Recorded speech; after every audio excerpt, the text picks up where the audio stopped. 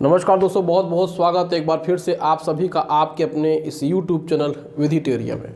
जी हाँ दोस्तों, आपने तो थंबनेल देख करके पता ही कर लिया होगा कि ये वीडियो किस विषय पे है। जी हाँ दोस्तों, आपने सही सुना। अगर आपने क्रेडिट कार्ड का बिल नहीं भरा तो आपके प्रॉपर्टी को बैंक अटैच कर देगा और उसको नीलाम कर देगा। आपने किसी भी कंपनी का कोई भी क्रेडिट कार्ड लिया है तो बैंक आपकी प्रॉपर्टी को बेच देगा और उसको नीलाम करके अपना पैसा ले लेगा। ये मैं नहीं, बहुत सारे यूट्यूबर करते हैं जो खुद वकील नहीं होते हैं फिर भी लोन से संबंधित जानकारी देते हैं और हवाई बातें करते हैं सोफे पे बैठ करके।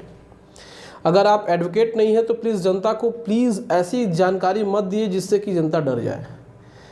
बहुत सारे दावे ऐसे किए जा रहे हैं कि क्रेडिट कार्ड का बिल नहीं भरा तो आपका मकान, दुकान, ज़मीन, जायदाद जब्त हो जाएगा, नीलाम हो जाएगा। बैंक की प्रक्रिया क्या है, ओरिजिनल प्रक्रिया क्या होती है, बैंक क्या कर सकता है। ऐसा नहीं है कि बैंकों के ऊपर कोई कानून नहीं है। कानून सबके लिए बराबर बने हैं, चाहे आप बैंक हो चाहे आप ग्राहक हो।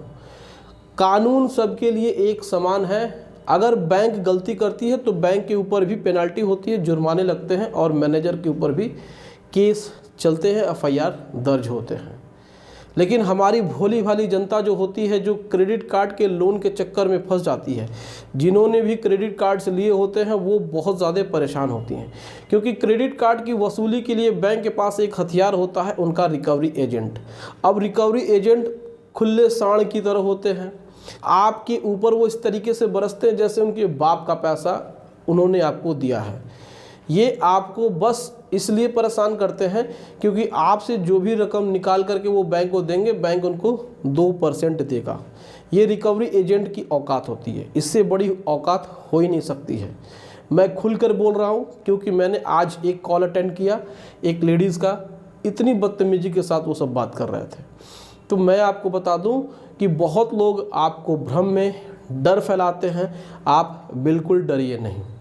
क्रेडिट कार्ड में हद से ज़्यादा क्या हो सकता है, आज के इस वीडियो में मैं पूरी बात को डिटेल से बताने वाला हूँ। वीडियो को पूरा देखिए। क्रेडिट कार्ड लिया है तो आप भविष्य में लेने वाले हैं तो भी।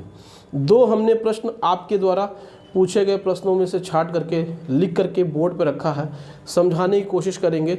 आप वीडियो के साथ बने रहिए, चैनल को सब्सक्राइब करिए और लाइक करिए। इस वीडियो को ज़्यादा से ज़्यादा लाइक करके सपोर्ट करिए।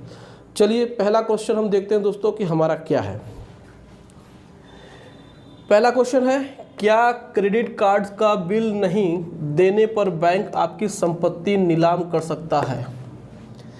अगर कोई भी NBFC कंपनी है, कोई भी प्राइवेट बैंक है, कोई भी सरकारी बैंक है, अगर उन्होंने आपको क्रेडिट कार्ड दी है तो उनकी भी लिमिटेशन है।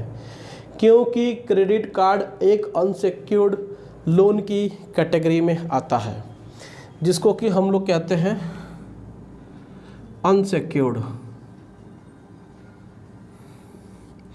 जिसमें आपने किसी प्रकार से कोई सिक्योरिटी नहीं दी है।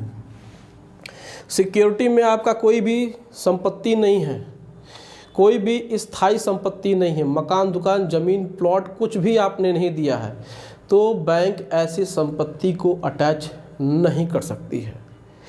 क्रेडिट कार्ड्स एक से ज़्यादा भी हैं तो भी नहीं। अगर बैंक को RC कटवानी है, रिकवरी सर्टिफिकेट आपके तहसील, आपके सिविल कोर्ट से इशू कराना है, तो वो आपके मूवेबल प्रॉपर्टी, यानी कि जो प्रॉपर्टी मूवेबल हो,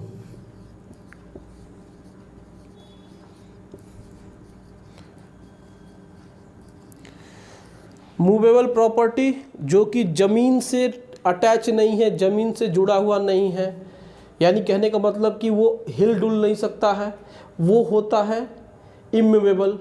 मूवेबल का मतलब होता है कि जो आपका अस्थायी है। मूवेबल प्रॉपर्टी में कौन कौन सी प्रॉपर्टी आपकी आती है? Car, bike, AC, fridge, cycle, fan, gold, इस प्रकार की जो चीज़ें हैं वो आपके मूवेबल प्रॉपर्टी में आती हैं। बैंक इन्हीं संपत्तियों को नीलाम करके अपनी रिकवरी कर सकता है। इससे ज़्यादा वो कुछ नहीं कर सकता है। लेकिन आपकी प्रॉपर्टी को यानी कि मकान, दुकान, ज़मीन, प्लॉट को बैंक अटैचमेंट के लिए डीआरटी में केस फाइल नहीं कर सकता है, क्योंकि क्रेडिट कार्ड हमेशा अनसिक्योर्ड की श्रेणी में आते हैं। तो कोई भी अगर आपको ये कहता है कि आपकी प्रॉपर्टी बैंक सीज कर देगा, नीलाम कर देगा क्रेडिट कार्ड के मामले में, तो वो झूठ बोल रहा है। सबसे बड़ी बात। दूसरी बात जो आपके मन में प्रश्न होता है, और क्रेडिट कार्ड के रिकवरी एजेंट और बैंक वाले फ़ोन करके धमकी देते हैं कि आपके नाम पे वारंट इशू हो गया है, आपके नाम पे केस फाइल हो गया है। और आपका दूसरा प्रश्न उसी से संबंधित है कि क्या क्रेडिट कार्ड्स का बिल नहीं देने पे आपको जेल हो सकती है।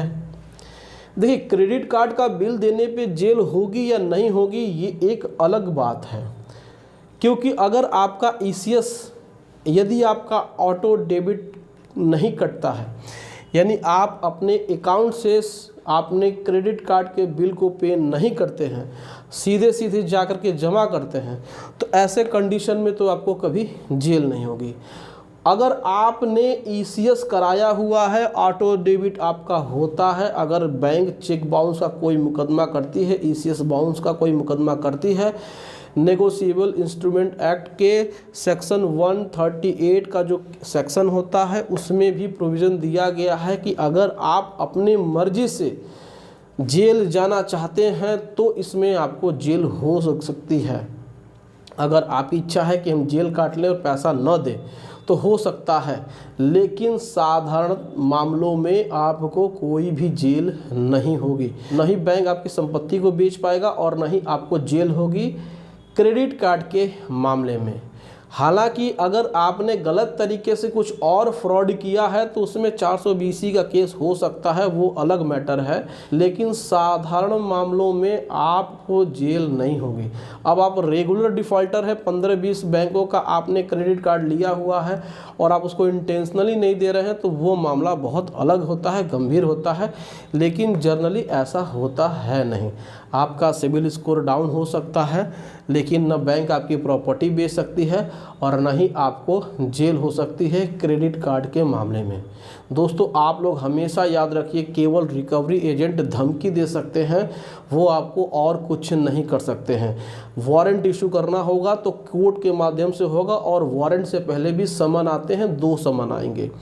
एक समन आएगा आपको बुलावे के लिए, दूसरा वार्निंग होगा, तीसरा आपको वारंट होगा। जो भी वारंट होगा वो आपको आपके नज़दीकी पुलिस स्टेशन का एक सिपाही आपके घर पे लाके वारंट देगा।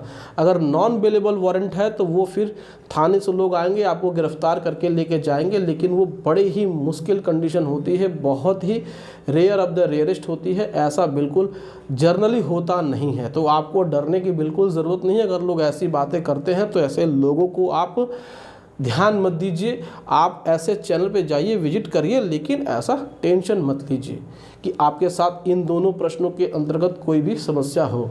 तो दोस्तों, यह इन्फॉर्मेशन आपको कैसी लगी कमेंट करके हमें अपनी राय ज़रूर बताइएगा। वीडियो अच्छी लगी हो तो वीडियो को एक लाइक ज़रूर कर दीजिएगा और हमारे चैनल को सब्सक्राइब करके हमें सपोर्ट ज़रूर प्रदान करिएगा। दोस्तों, मिलते हैं अगली वीडियो में एक नए टॉपिक के साथ। तब तक आप अपना और अपने पूरे परिवार का ध्यान ज़रूर रखिएगा। Thank you so much. जय हिंद दोस्तों।